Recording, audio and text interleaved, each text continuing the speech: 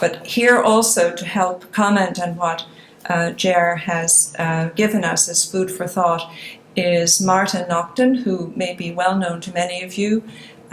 Martin is affiliated with Disability Federation of Ireland, and more recently we acknowledge and congratulate him. He is now an Adjunct Professor at the Centre for Disability Law and Policy in Galway, and Martin is kindly going to reflect on Ger's presentation and add his own thoughts, of course. Thank you, Martin. Please. As I said, a lot of you already know Martin Nocton, but for those of you that don't, he's perhaps most aptly described as a sort of a force of nature. There's a few other than that I know in the room here as well. Due in the main to his enormous sense of mission, energy, courage, and almost total disrespect for anything that gets in the way of the particular experience or an outlook that he has on life. He'll smile, he'll talk in tongues, he'll mesmerise anyone, anywhere, if he feels there's a purposeful advantage to doing it. I didn't write it, honestly. The experience of his own institutionalised background, impoverished education, and continuously revised life expectancy is a testament to his particular powers of resilience. He's one of the pioneers of disability rights in Ireland, and beyond these shores indeed, he remains as restless, relentless and righteous in the best sense of the word. He exhorts and provokes change through projects, campaigns and advocacy. I mean, I can say this because my name is Niall O'Baoill. I've known him for 40 years. So I've been a friend during that time, and in recent times I've come to work with him in a network of associates who are looking to refresh the sense of vision and mission within the independent living movement in Ireland. So behind us on the screen, is it possible to knock off those bar of lights at all? It'd be great. You'll see a short set of changing images. So at least we hope they'll change. They're montages of 3 specific actions undertaken over the past 9 months. And Martin will probably refer to them in some manner or other in his contribution to this morning. So the first one, which in no particular order there, relates to a long road odyssey in the United States done earlier this year in March and April, where Martin revisited the roots of the civil rights and disability rights community, and also undertook the 50-mile walk from Selma to Montgomery and nearly got killed in the process, and a lot of us as well. Besides, during that time, he engaged with key civil society, federal government, disability organisations and leaders in the field in America, this year marking critically reflections on a major act, the ADA, and so it was an important time to be there and reconnect with people around human rights and the agenda for people with disabilities. The second set of images relate to what was called the First Assembly, a Declaration of Independence Day event for people with disabilities held in Athlone on the 13th of June this year, to which over 300 delegates travelled from throughout Ireland to consider the need for new forms of strategic planning and activism among disability leaders and advocates. So we probably tap into that. That was Martin's gig. And then finally there are some photographs depicting a 3-day night and day action that occurred just a few weeks ago in September outside government buildings in Dublin, where Martin and other disability activists engaged with the government, the Taoiseach ministers, in a somewhat fractious and media frenzy type of atmosphere. But it was strategic. It was to do with pre-budget and anticipating trying to put down a marker with regard to issues for the next election. So I'd like to, because Martin asked me to do this, I don't know why, but you did, respond to Professor Quinn's paper very quickly, just by acknowledging the tenor and the main features of his considered analysis. I've read the paper once or twice, and the very humble but clear advice he's proffering to you directly as the next generation of researchers concerned with advancing work in this territory. I mean, as such, it's a very, very clear and sane characterisation of the paradigms, mindsets and inner workings of the state apparatus. There's a lot more detail in the paper, I think, than he actually, so I parsing through it, I found it very, very helpful in terms of understanding some of the pitfalls, and cul-de-sacs that exist in this territory. So a lot of us are frustrated. Martin is the embodiment of frustration around, these long-delayed implementation of policy reforms and so on. So Ger's paper, I think, will be drawn on, used and re-represented in a variety of ways, I think, in direct action as well, because there's stuff that you've touched on for which other people don't necessarily appreciate, and thank you for that. So that said, I'll finish with a quick notice. It's an invitation, as Martin and myself are actively looking to develop new forms of action research.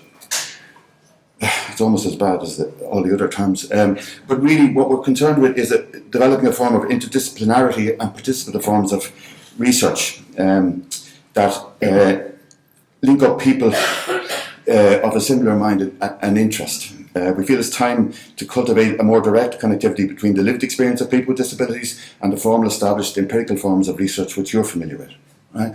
There's an incredible space, and I think Professor Quinn has touched and suggested it, totally poor penetration.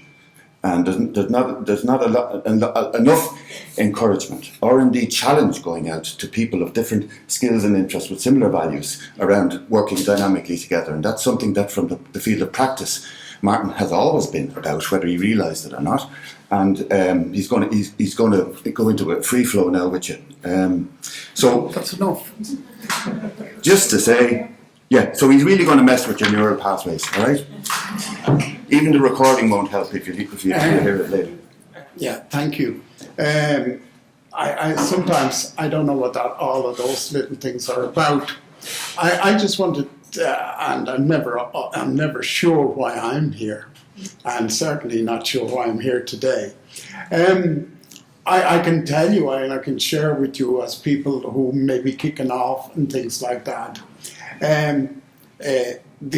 where we've made a difference in some regards, and we have managed to penetrate here and there over the years and brought about a little bit of progress. I can flick back to even actually before the Commission and before the 20-year report, when we set up the independent living movement in Ireland, and the success we had in doing that and saying to people in a very simple way, this is your life, and it don't come and it don't come around again, you can't put it on hold, so you better get busy, get living. So in that sense, that was the attitude, that was the approach. We enjoyed then different activities in terms of helping to bring about a commission on the status of people with disabilities, number one.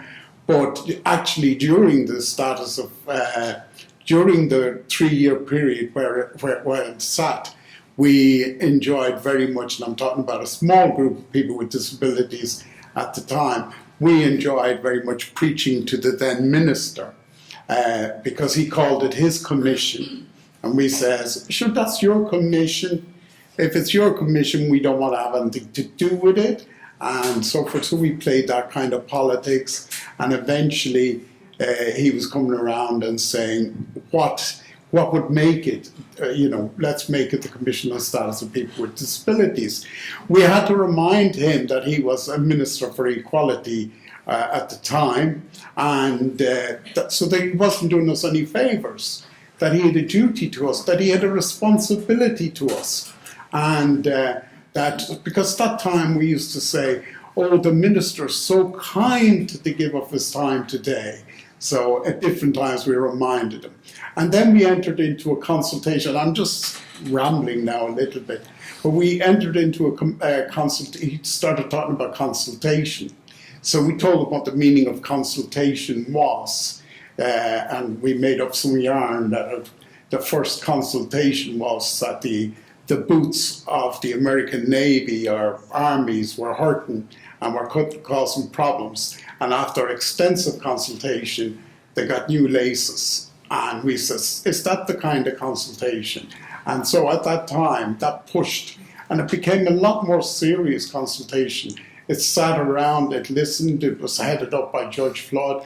The likes of Gerard and people like that were inside and getting things seriously done and getting listened. The outcome was, as Gerard said, a report in 1996, a strategy for equality. It's also often known as the 402 report. It's the only report that I ever know that was carried out. That actually people with disabilities agreed with and gave it a nod, generally speaking, in this country. So for that reason, I urge you all to go back.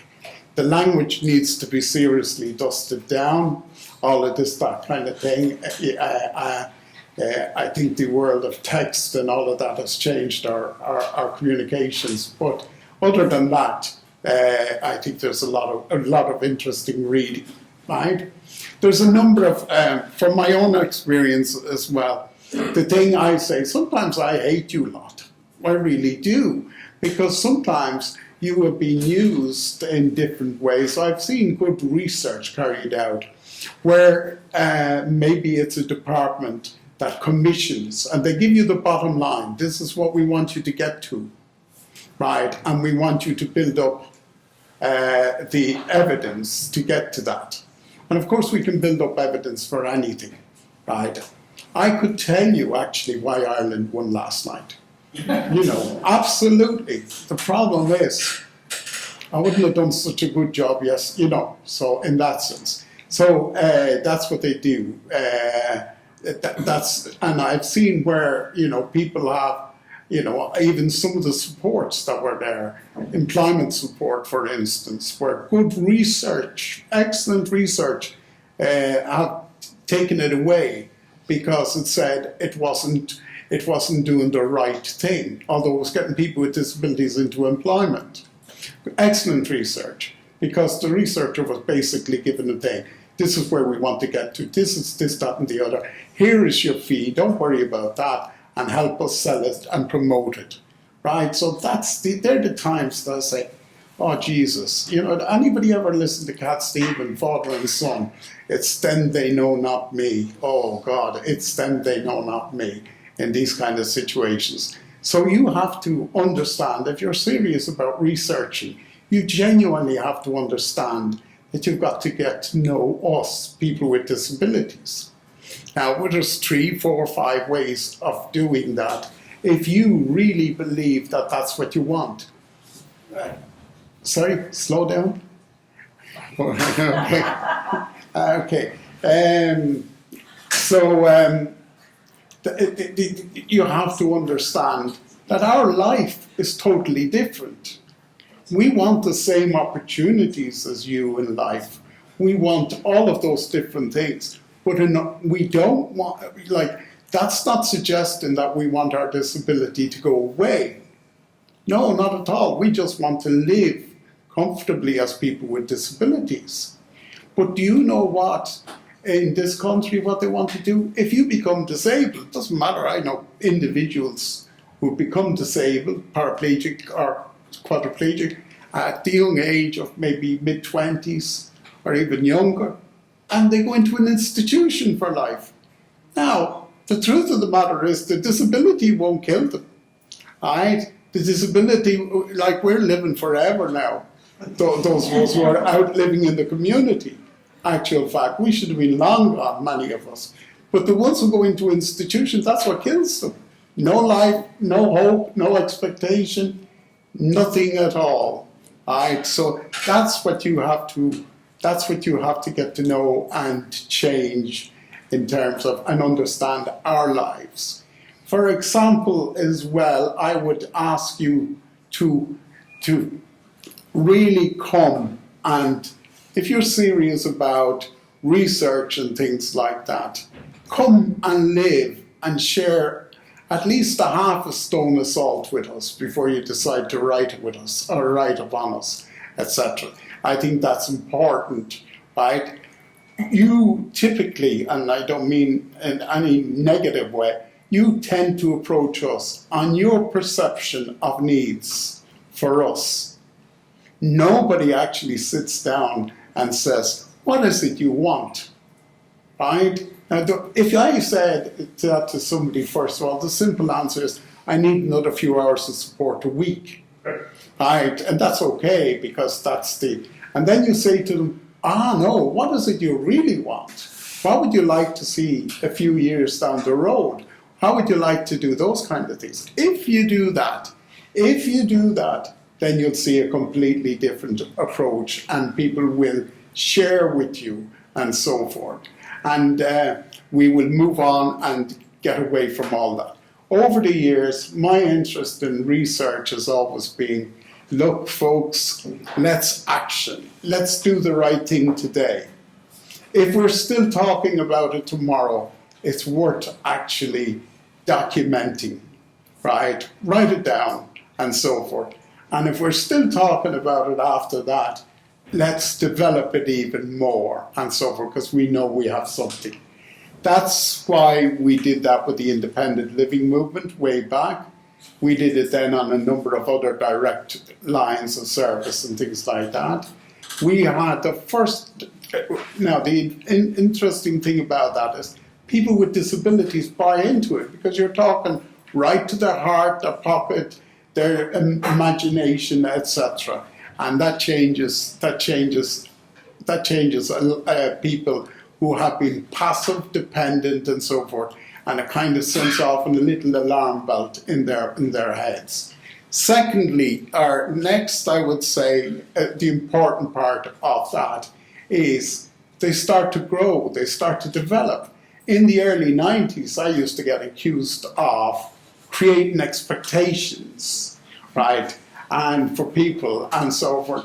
And I used to say, what's wrong with that? Oh, we'll never be able to afford it.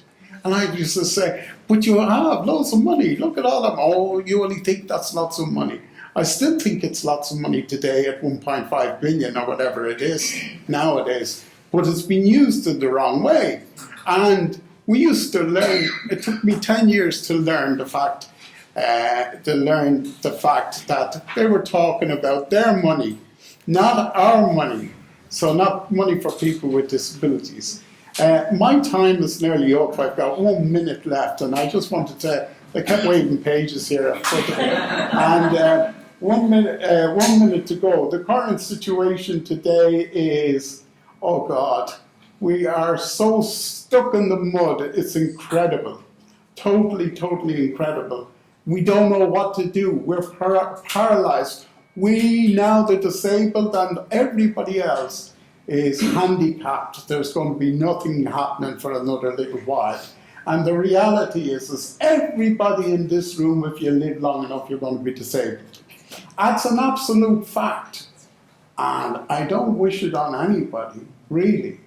Really, that's a big little problem.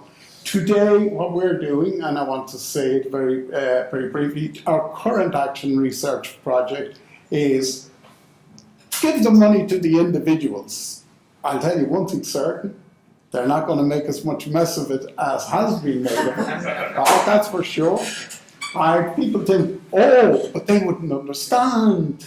They'd run off to the pub, they might go on a holiday, all of those different things. Right, well, you know, we understand.